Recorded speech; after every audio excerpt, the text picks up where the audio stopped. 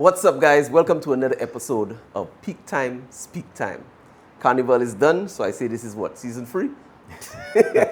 Yeah, so today we have Ted Sandiford, the legendary Ted Sandiford. Sandiford. Sandiford. Let me get it right. Yeah, let me get it right. So, if you don't know who this guy is, he is an artist. He is a creative. I think he is one of the biggest role models when it comes to art and creativity in St. Lucia. There are others, a lot to mention from, but I think he is right there at the top. Let me tell you why.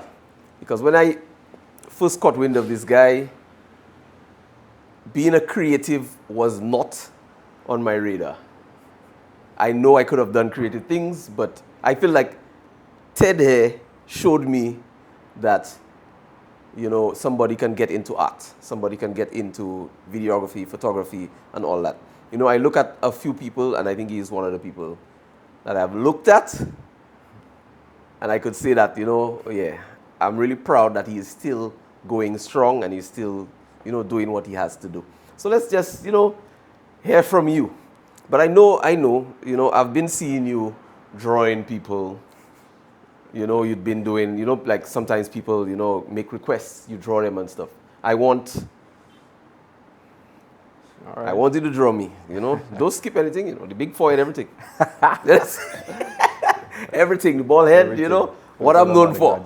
Yeah. So, let's just hear a little bit about you, and then I'll tell you a little more about how I witnessed you growing up in the field and in other different categories of creativity that you have been into.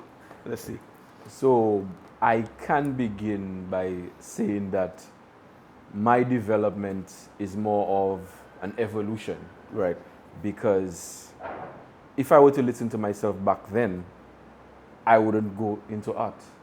Because back then when I was in primary school, secondary school, people didn't regard art as a career. Yeah, because sorry to cut you short, but I feel like some parents back in the day, because I've heard stories, not my parents, but I've heard stories about people that used to hide to do drawings. I'm one of them. You're one of them. So they used to hide to do drawings because your parents felt like, like that wasn't the way to go. Yeah, so go ahead. Well, it was a tug of war. My mother supported my art. Right. My father didn't. Okay. Now, I didn't understand his mindset back in the day, but he just wanted something good for his son. Right, he wanted a good future for his son. And he did not see any kind of future in art. Okay. Because he used to give me the speech, boy, them acting, why don't you try and be a doctor, a lawyer, something, them acting, you will die poor, these kinds of things. And I believed him. But the thing is, I always had this passion, right? So there were times I used to be on the table. We used to live Masha back then.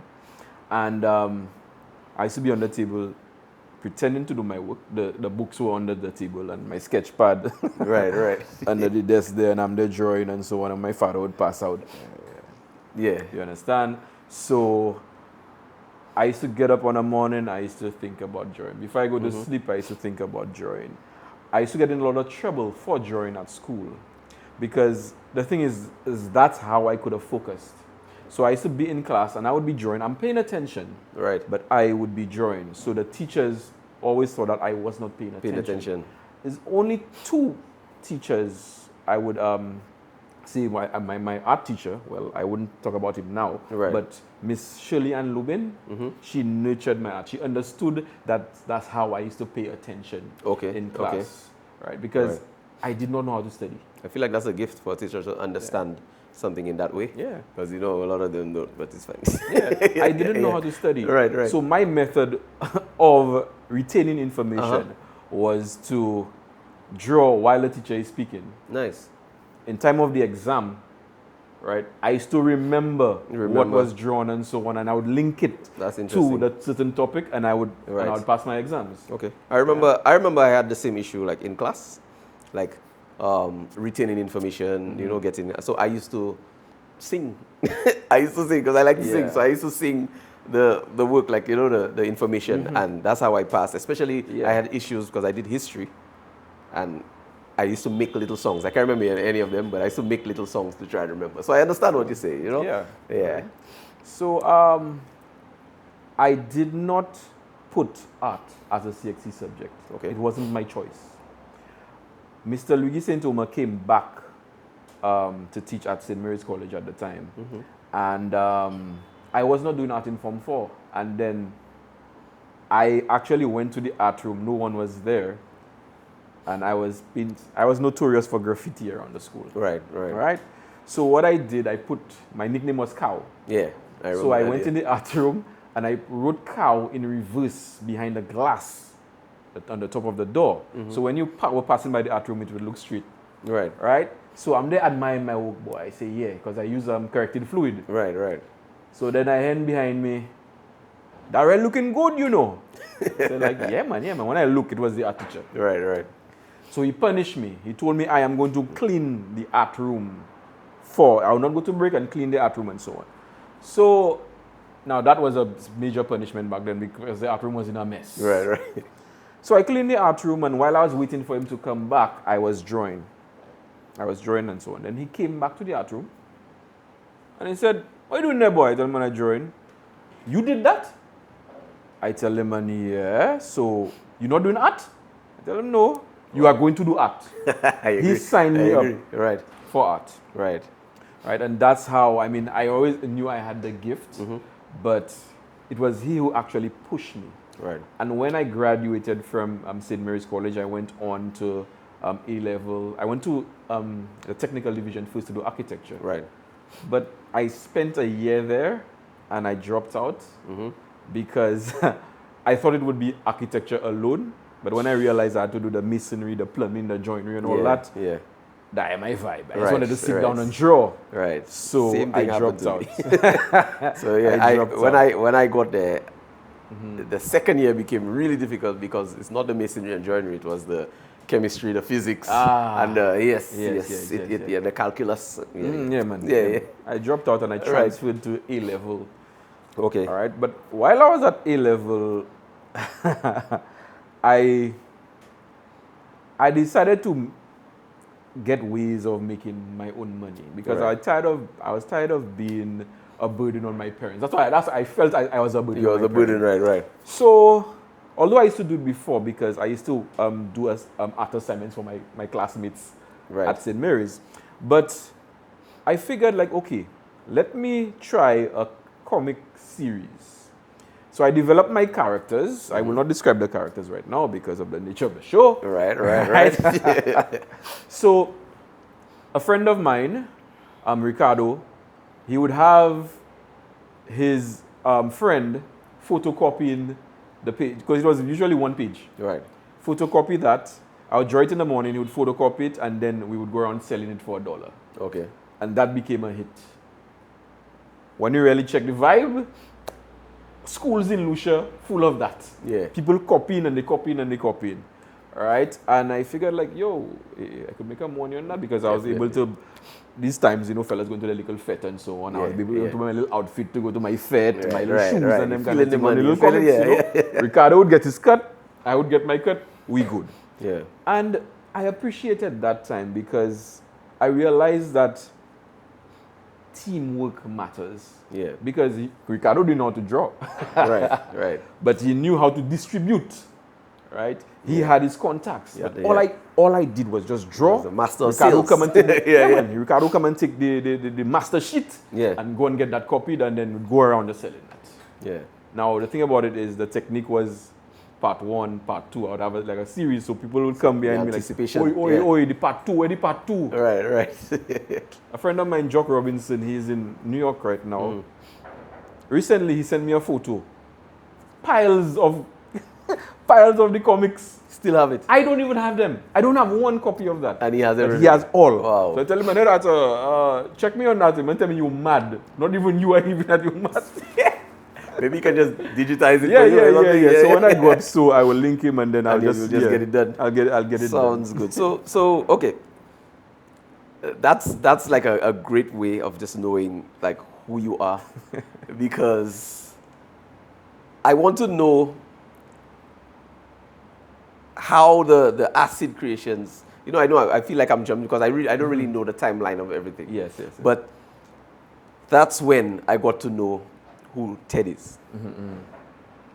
Because of the music, because of the mix and Because I remember once going to a party, and you had your whole desktop set up. I remember it, a white desktop, big setup. You and Scotty on the stage there, and like you could have put a face to the voices. Because I didn't know it was Scotty. I just thought it was you doing all the voices. Okay. And it was very entertaining. I feel like that was like one of the best things when it comes to like listening to music and everything. I feel like that was one of the best things in St. Lucia. I don't know if it went island-wide or anywhere else, but that was amazing. I'm sure, like you said, people, like you told me earlier, people always ask you for that. So you can maybe just give us a little bit about that. Like I said before, that's part of the evolution. Yeah. And when it comes to, I started acid when I was at, was it Teachers College? Right?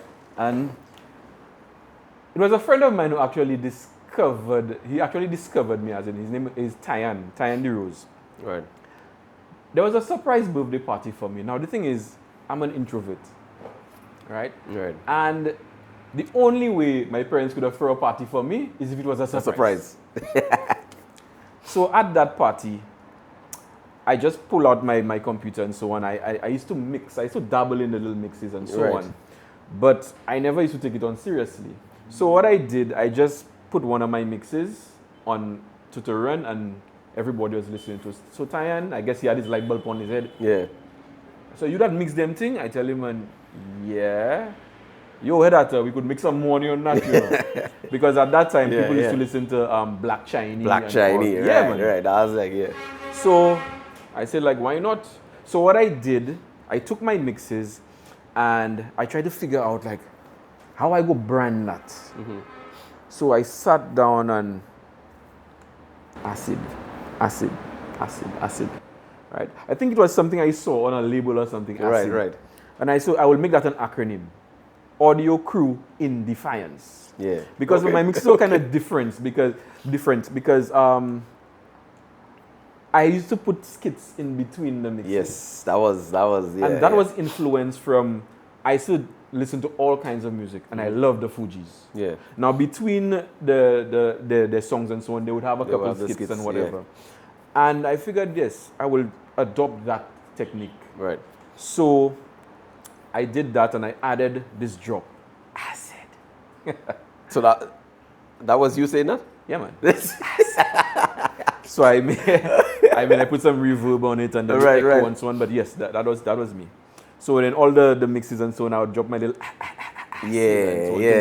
match the beats. I was thinking about that because like just watching you like doing your videos now and stuff, I could hear little things that you say, and I was like, man. Yeah. Like when you do the little laugh and like, oi. I could hear it, Yeah. So it was Tyan and me. Okay. Then. So it was acid 1, acid 2, up to acid 6. All right. It was Tyan and me. He would dabble in the mixing as well, his brother and so on. Right. And I would compile it. I was the mastermind, and he would be doing the distribution and so on. Okay. And then my cousin was on board as well. He would help with the distribution, and because I'm just a creative. Yeah. So when it comes to distributing, So my cousin would do the hustle and so on, and then Tyan and I went our different ways and whatnot. Yeah. Because he traveled and so on. And then a friend of mine, Claude Daisy. Right. Claude told me that there's a friend of his that wants to be part of the vibe. Your father. I mean, why not? Why not? Yeah. But let me ask you. Do you regret or you? Nah, man. Okay. Just making sure. Yeah. I try my best not to believe in this thing called regret. Right. I just try to believe that everything is a stepping stone to some. I was just making a joke about your partner. Yeah. So, Scotty shows up. Right. And I watching this guy, they're like, yo, I saw that man in a fete last week. And Daman was doing a kind of madness on the dance floor. Right. Because I was playing at the time. And Yeah. so let me hear what you have and so on. So he made me listen to his mixes and whatever. He had some skill. Yeah. He had some skill. Still. Right. Yeah. Yeah, man, for real. So what he used to do, I used to give him some rhythms, like, oh, look so and so rhythm, go and mix that for me. Right. And he would, although the rhythm his mixing was good, I would test him and challenge him. I tell him, you heard that, do this and do that. I would ask him to make corrections I would not even needed. Right. But he persevered. I say, yeah, man, that is the man I want to work with. Right. You understand? Yeah. And that's where Coco Boy and Gerard came from. Okay. The acids before, in its kit, there were characters in there, but they were not, I would say, definite characters, as in, you'd have Acid 5, you'd have some characters there in skits, and then you just forget about them. Okay. We wanted characters that would continue the Acid legacy. Okay. So we just sat down for an afternoon, and the name Coco Boy came out one time. We call him man Coco Boy, and then Scotty said, Gerard. I said, why Gerard? That's a Coco Boy is a nickname. Gerard is a man real name. A real name. So we just putting that together. Wow. Yeah. So that definitely worked. And Coco Boy and Gerard. So then we came up with the voices. I'm Coco Boy and Scotty is Gerard. Okay. So I would change this is my Coco Boy voice. Yeah. So kind of. Nice. Now because of our small little group and so on, because there was different people my cousin Ben, my cousin Krishna, they would come in on board as well to put their little voices and so on. But when we used to be in, we used to call it the chamber, the acid chamber, then we used to call it the lab as well. When we were in the lab, we just used to talk nonsense. Yeah. Just talk nonsense, and the best nonsense we take in at the Okay. You know? Just record all the nonsense. A lot of people thought it was a big group of us, but it was actually me and Scotty changing our voices and so on. Yeah, that's what I figured, like, because like I said, looking at some of your videos now, it kind of, I'm like, they sounding familiar. Yeah, like I just hear in your voice, like the two of y'all, I cannot figure if there was anybody else. Yeah. You know, Yeah. So that's cool. So that was a whole group of fellas. Like, I mean, in people's perception, they would have think that, okay, it's a room full of guys, but if I were to change my voice like this, and I talking like this there, and you guys, sir, with my morning, sir, you check it. Right. Nice. Now, what I liked as well, in the skits, they had a lot of influence from the movie The Naked Gun.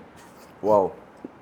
Because when you look at The Naked Gun, I always used to, and Ace Ventura as well, they still have a lot of little nonsense going on in the background. That you're not seeing. Yeah. So I would have the characters in the background just uttering a lot of nonsense. Yeah. That's what must be that, yes, sir. I tell them not to do that. Right. So I added this in it as well. It added depth to the whole production. Yeah, makes sense. Right. Now the thing is, I didn't realize what I was doing. As in, later on, I went to school to study these things, and I was already doing it, and I didn't even know that. Yeah. That's the thing. I I remember when you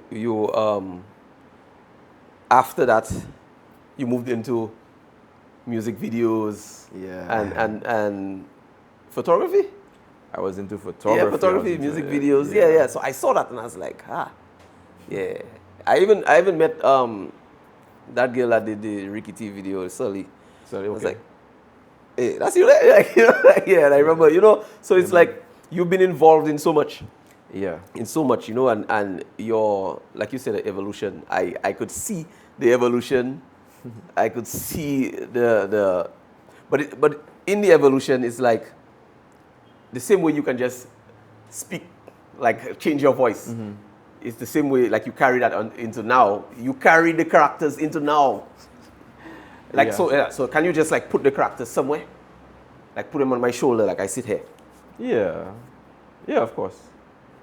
I've done that many times. Ezra's music video, Swim My Way. Yeah, you have the little characters, the fishing thing going around in the background. Right. Nice. That's what I love. I love compositing. It's just putting this stuff together. And so nice. I love doing that.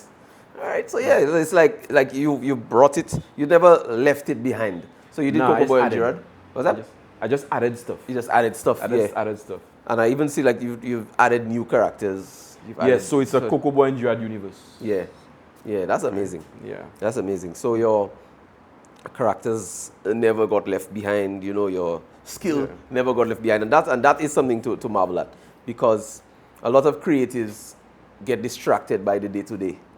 They get distracted by woman, by the job, you know, like because people need to make money. So sometimes they go into a regular, I try my like best to fuse them. Yeah. Because, okay, there's an evolution of Cocoa Boy and Gerard as well with me.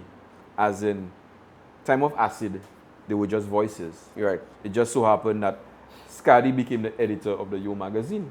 Right. So Scotty contacted me and Scotty told me, head arthur, we need to put Cocoa Boy and Gerard to life and let people see what they look like. Yeah. So this is where the comic strip in the Yo magazine started. Right. So every week, and I fused what I was doing at A-level, the comics, and I did that, and Cocoa Boy and Gerard had a face now. Yeah. And when I started teaching at St. Mary's College, the art teacher who actually made me do art, he was retiring, and he told me, Mr. Stanislaus, he was calling me Stanislaus at the time. Right. I am retiring and there's nobody I can think of but you to take my place. Right. So I took on that challenge because I said teaching at my alma mater, like just so, but I took on that challenge.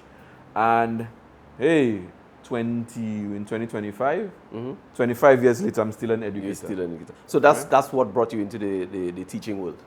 Yes, actually. My decision was to go into teaching for 2 years, and then I would just go into my little graphic design full time. Yeah. But it took a student, right? He told me, sir, you said you wanted to go into graphic design, but you should try animation. I told him, like, why? So animation is like graphic design in motion. Yeah. So he told me a software I could try out and so on. I got it from him. And then I actually locked myself in the room for a weekend, right. learning that particular software. And that's how I fell in love with animation. Right. So my my ambition shifted from graphic design to animation. Right. And then I wanted to take on that animation thing full time. So I went to university to study animation and design at Art Institute. I did that online. Now, how was that though? Because I feel like I remember you mentioning it, and then you left and come back, and that was it. That's what I remember. I don't remember any stories from there. I don't remember, like, how did that go? Well, it was kind of tougher because it was online, and I paid for university out of my pocket. Okay. Right? Because no bank. I wasn't getting any loan from any bank to study animation. There was one of the loans officers who told me, why don't you try some other productive career? Accounting? Yeah. They told me to try law. You did literature, you did whatever. Yeah. I said, nah, I want to. They say they don't give loans for that. And the loan was, at the time, it was 160 grand. Yeah. Nah, they would not do that. Right. So I figured my mentality was, Ted, once you start, you must finish. So I took a small loan, I think it was 15 grand, just to pay, right, the first quarter. Right. Not even the quarter, the first set of classes. And it took me a while to do that, but I completed. My final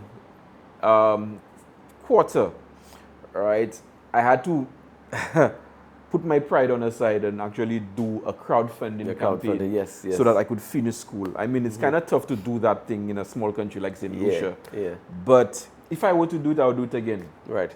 Because it's from this humble part of my life, right, I gained more clients. Because what I did, I didn't want to do the GoFundMe approach because that's basically people just giving you money. Yeah. So I used the Indiegogo platform, which involved you providing a service and people will contribute to that service. Okay. So I was doing caricatures for people. Right. And by doing that, when I did the caricatures for people, I got clients that I work with up to today. All over the world. That's an interesting approach. So if I were to do it, I would do it again. Because it not only built me with my schooling, but it built me as a person and my network increased. because of that humble situation that I was in. That's great. Yeah. That's great. But I got fight down as well. You know. did? Yeah, I got fight down. Yeah. All right. Ted Sandiford asking people for money. Right. Who that man feel he is. He using his popularity and his platform for whatever. But at the end of the day, a need is a need. Yeah. I had to get this done, and I did that, and I do not regret it at all. Nice. All right. So, as a teacher, as an educator, you know, all the students that you have met, or the ones that you're going to meet, or the people that might have known you, everybody that you think that is looking up to you, do you have a message to them? The ones that are looking to pursue art and, you know, graphics or motion graphics, anything in that sort? I would say, I mean, my message is my testimony. As in, I came from a situation where art was not seen as a career. And I'm using myself as an example. This is the reason why I am constantly on social media, not only to boost my business, Right. but to show the upcoming artists that you can have a career in art. Everything that I do involves art, right? That's why I opted to stay in education as well. I do like ignorance. Yeah. I do not like ignorance at all. So I use the education, I fused it with my art, right? If you notice on my platforms as well, I have tutorials and whatnot, for basic tutorials for people, like the layman, to understand where art comes from and how they themselves can be artists. Because honestly, I believe that everyone is an artist in their own way. Right. Yeah. Yeah, because I've seen art in so many different ways. You know, it affects people in different ways, because one person might come and say like, "What is this?" Somebody else will come like, "Wow." You know, so like you said, everybody can be an artist, you know, but I just believe that there are special people out there. Yeah. Especially the younger people that are coming in, because you can actually learn from them, the stuff that they bring out. I've seen you know, big up your past students and everything. I remember you mentioning the guy that did the painting in the new building in town. Yes. You know, like I'm just so amazed by so many people that I know, that I've come across, that has just crossed your path. You being a teacher to them, a friend, you know, and I feel like you're an Irie person, you know, you're safe. When it comes to the art, you make it fun. And you've used it, like I said, you've carried it along from the beginning, and it's definitely an evolution. Yeah. But you see, the thing about it is, in all my safeness, you say I safe, and that's like, but when you have to look at the different layers of Ted, the safe Ted can be very ignorant Ted as well. In the fact that this is something I have to build on my own, as in my sensitivity when it comes to my art. Right. Art is something that is people always fighting down art. Okay. You understand? Okay. And this is something, if you have a child and you see somebody, you see people, right, trying to get to that child, right, you will try your best to protect that child. Yes. And I treat art as a child. That's why I'm so sensitive around it. Okay. Makes sense. So you'd find that when it comes to my art, I had to learn how to take criticism the right way and see that criticism is there to build you as a person. Because growing up, I would do an art piece and 99 people would tell me it is excellent. And one person would tell me, "That's good, you need to improve on that." I would throw it away. Right. So that sensitivity, I had to build on that. Because I need to ask that person, what do I need to get better, and so on. If they say they know or whatever, that means that person is just fighting me down. But if the person gives you recommendations on how to make yourself better, that's constructive criticism. That it is. I remember speaking about that just last week. I'm like, I myself cannot have that attitude where somebody comes to tell me I should try this or do this, especially if I'm actually on a shoot at the time. I will try it just for them. Not really for me, just for them, but I made it a deliberate thing to take on the attitude of trying it and not ignoring it. Yes. Because sometimes you get something good out of it. You get something. And that's the thing. If I did not have that particular attitude, as in trying new things, when a student came to tell me, "So why don't you try animation?" I tell them, "What little boy thing you want to have me on there, guys?" I don't try no animation. Just so. Right? I tried. No matter what age you are. Now that's another thing too. My critiques I love to get critiques from kids and elderly people Okay. because they are brutally honest, It is true. right? It is true. Elderly people, they might have no bricks. I'll tell them, Mr. So-and-so, what you see in that? Well, I do not like that color because you should have used this instead of that instead of whatever. So, yeah. I mean, Right. at our age right now, middle age and so on, we tend to water things down. Yeah. Right? We'll have a one of you that will tell you as it is, but the majority of us water things down. Yeah. So I agree. Yeah. And the kids will be like, I like it, or what is that? Yeah. And, or sometimes they give a different perspective on it. It's yeah. Yeah. Yeah.